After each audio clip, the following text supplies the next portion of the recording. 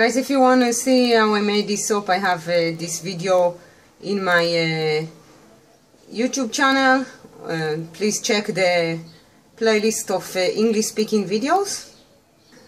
For this soap I used the essential oils of ginger with some citrus and touches of geranium and lemongrass.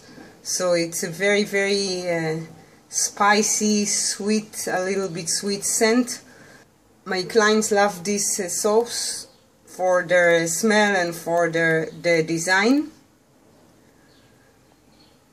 And if you love all natural soap making, if you like my videos, please subscribe to my channel.